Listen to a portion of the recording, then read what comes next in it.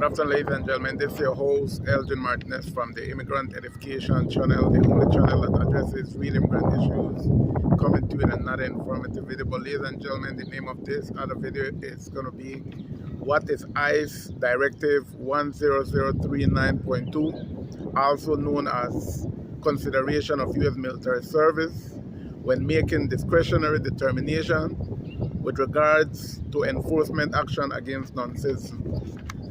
Ladies and gentlemen, this directive set forth U.S. immigration and custom enforcement policy regarding removal of non-citizens with U.S. military services, including the identification of non-citizens with U.S. military service, the collection of information relevant to their service, and the consideration of U.S. military service in the issuance of NTA, which is a notice to appear, administrative orders of removal, or reinstatement of final removal orders, and other civil immigration enforcement action.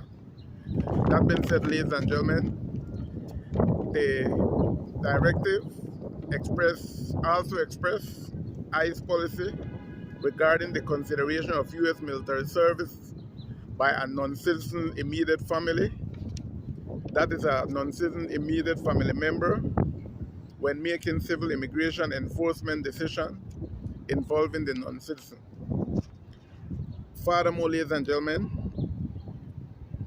according to the directive, ICE must consider a non-citizen's U.S. military service when deciding whether to take civil immigration enforcement action against them, what enforcement action to take, if any, whether to release an individual from ICE custody in accordance with the law, and the condition of such release, including enrollment in alternative detention. That being said, ladies and gentlemen, example of civil immigration enforcement actions include determining whether to issue a notice to appear, an administrative order of removal, or reinstatement of final order of removal. That being said, ladies and gentlemen, U.S. military service or active duty in the U.S. military,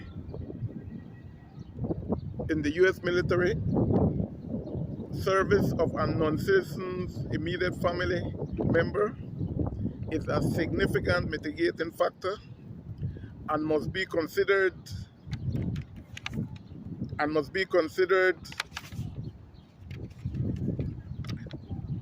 when deciding whether to take civil immigration enforcement action against a non-citizen based on the totality of the circumstances.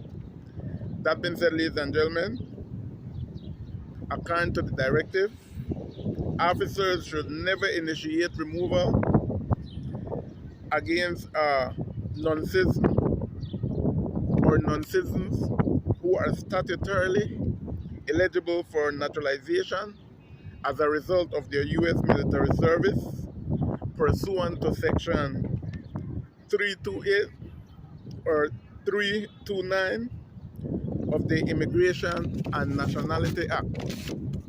Furthermore, ladies and gentlemen, according to the directive, officers must ask all non-citizens during intake interviews whether they have served or are currently serving in the U.S. military, and if they have any immediate family members who have served or are currently serving in the U.S. military.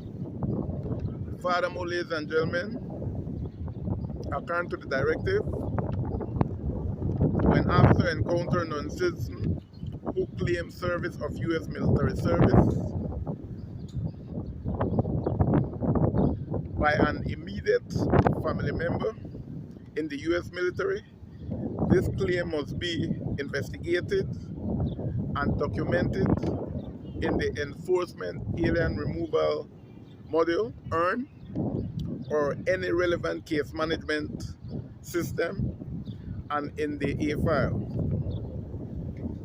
That being said, ladies and gentlemen, according to the directive, active duty officers should not issue NTA, administrative order of removal, or reinstatement of removal orders, final orders of removal, that is, to a non-citizen who is currently serving on active duty in the U.S. military.